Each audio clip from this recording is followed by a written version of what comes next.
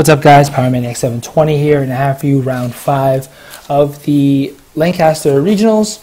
Currently 4-0, if you've been following along.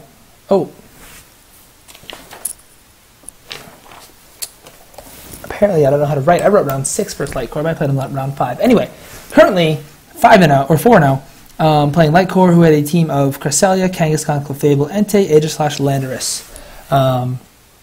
So I wasn't too concerned about this matchup. The only thing that scares me is if it's Calm Mind Cress.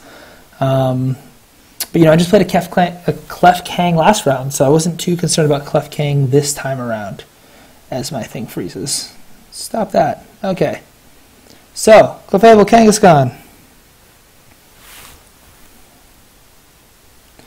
And I lead Rain, which I'm pretty sure is the first time I've done this today. Again, I don't think his Kangaskhan has Protect because it's Clef Kang. So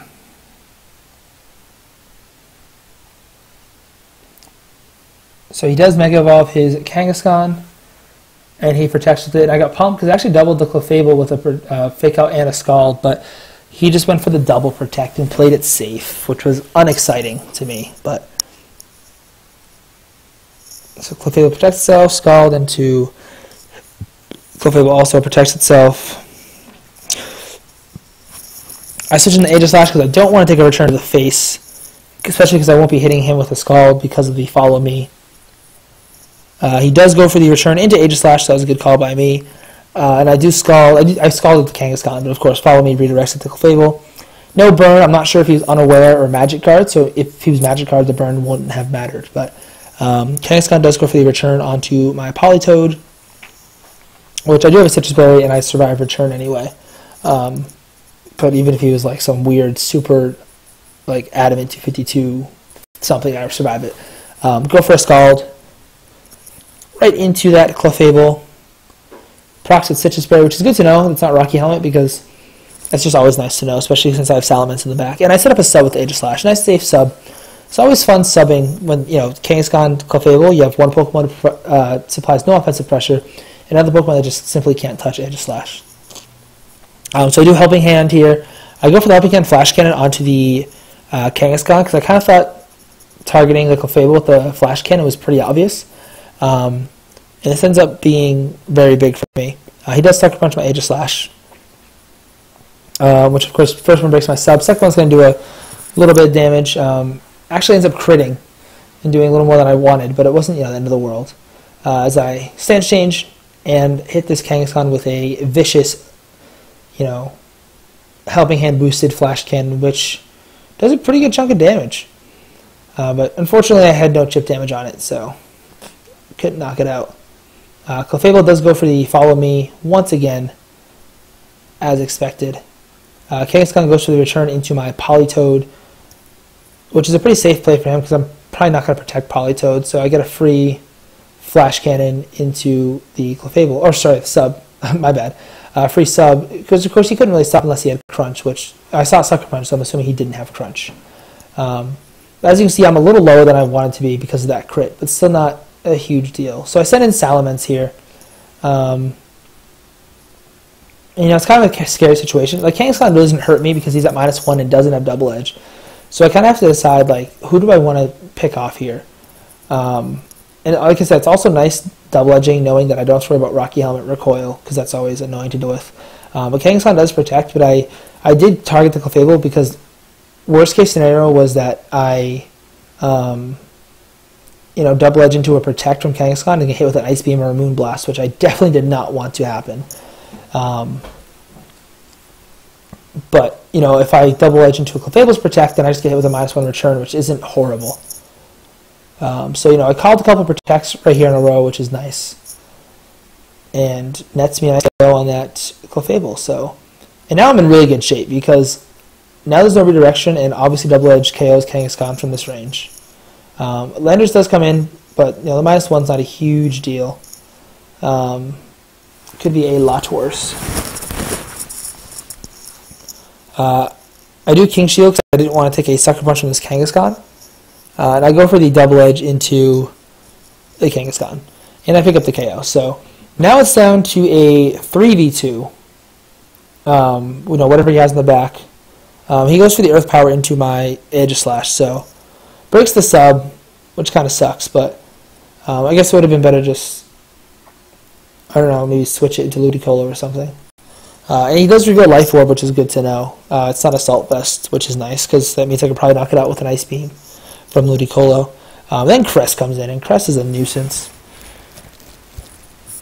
I do switch out Salamence into Ludicolo because I don't want to take an HP Ice. I'm assuming if he has Earth Power, he has HP Ice, because those two pretty much go hand in hand. I do get off another King Shield.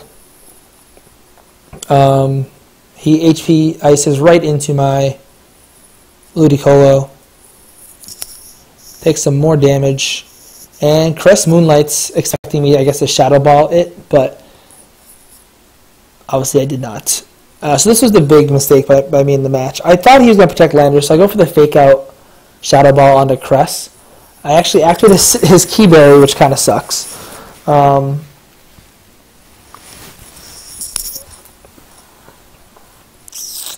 And he Earth Power crits the crit obviously didn't matter, but Earth Powers my Aegislash and knocks it out. So, I could have gone Fake Out Shadow Ball there into Landorus and pretty much won the match. But anyway, send out Salamence. I do protect because I do not want to take an Ice Beam or an HP Ice from anything. So I kind of figure I could protect and then Ice Beam his Landorus while he HP Ices into me, or even if he Stone Edges into Ludicolo, I think I'm still fine.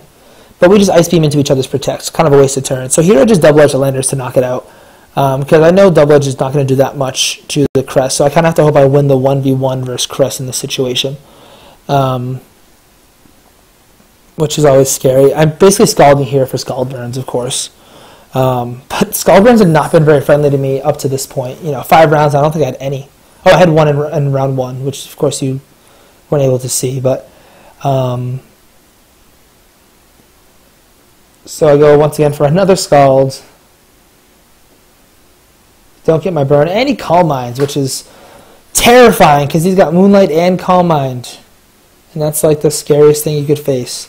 So at this point I'm going for Timer. And I even told him, I'm just going to go for Timer because that's my only chance. And I actually thought the way Timer worked was percentage first and then total HP. Because I'm like, why would they punish you for having a lower HP Pokemon? But I guess they punish you for having a lower HP Pokemon. So as you watch the sequence of events play out, just know that I was playing for percentage. And if it was percentage, I do finally get my burn 5 Scalds in. And if I did get my burn, if it worked the way I worked, I would have won because we calculated after because I thought I'd won based on the amount gone in the bars. But I actually did have 1% more HP left because I had 63%, he had 62. So this last turn I Giga Drain, hoping he Moonlights again. I'm hoping I gain back enough HP so it's less.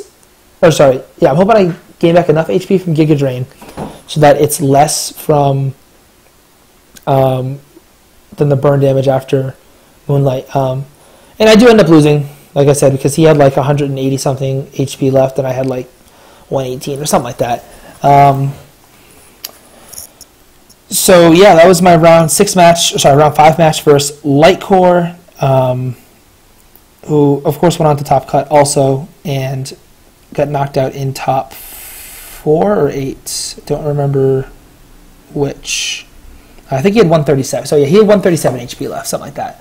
But yeah, so hopefully you guys enjoyed that and stay tuned for round 6.